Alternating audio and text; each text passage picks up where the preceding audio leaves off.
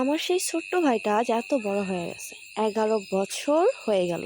সেই ছোট ছোট হাত, ছোট ছোট পা আজ কত বড় বড় হয়ে গেছে। আজ আমার ভাই 11 বছর পূর্ণ হলো। ওর জন্য আমরা কি কি করলাম সেটাই আজ আপনাদের দেখাবো। হ্যালো এভরিওয়ান, আসসালামু আলাইকুম।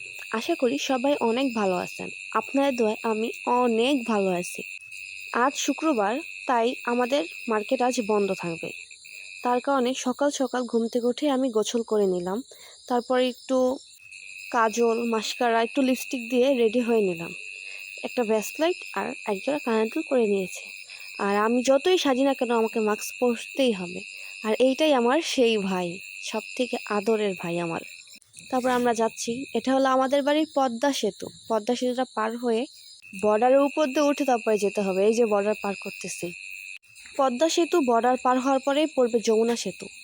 এই ছেলেরা যে ক্যামেরা দেখলে কেমন করে, আরে ক্যামেরা দেখলে ওদের সব মানে কি বলবো আর। তারপরে আমরা গেলাম মামাদের বাসায়। আমার মামা তো ছোট ভাইটাকে নিয়ে আসতে, তখনই আমি একটা ছোট্ট একটা রিলস বানাইছি, কারণ কয়দিন পরে এগুলা পুরা কাশফুল দিয়ে ভরে যাবে। আমাদের বাড়ির সামনে সব, এটা হলো মেরিন কলেজ। এখানে দূর দূর থেকে মানুষ পড়ালেখা করতে আসে। উপজেলা ভূমি পরিষদ। আর এটাই হলো আমাদের সব থেকে বড় মসজিদ, মডেল মসজিদ। এটা আমাদের এখানে পড়ছে। এটা হলো টঙ্গিবাড়ি থানা। বললাম না সব আমাদের বাড়ির সামনে। আর এটা হলো থানার মাদ্রাসা, মানে মসজিদ। তারপর আমাদের বাজারের কর্ণফুলী ব্রিজ। আমাদের এলাকায় ব্রিজের অভাব নেই।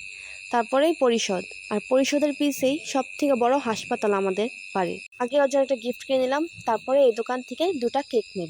এই দোকানের কেকগুলা এত মজা, যার যার লাগবে আমার ইনবক্সে একটি করে মেসেজ দিবেন, আমি আপনাদের বাসায় পৌঁছে দেব।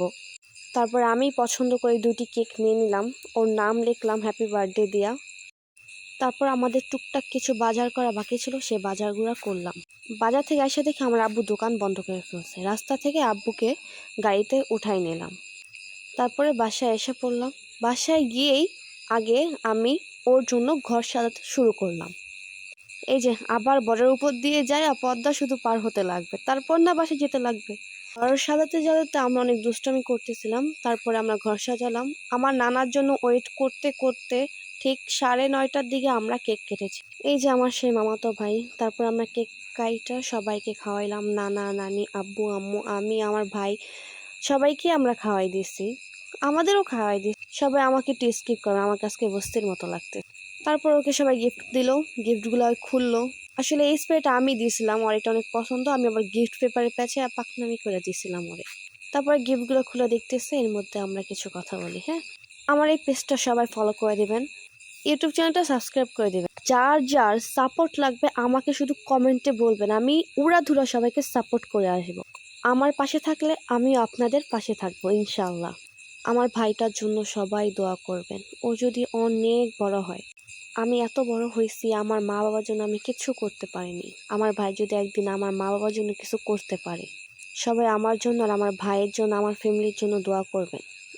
সবাই ভালো থাকবেন, সুস্থ থাকবেন। আমার কথায় কোনো ভুল হয়ে থাকলে আমাকে ক্ষমা করে দেবেন। আল্লাহ হাফেজ, আসসালামু আলাইকুম, take care, thanks for watching my video, bye by.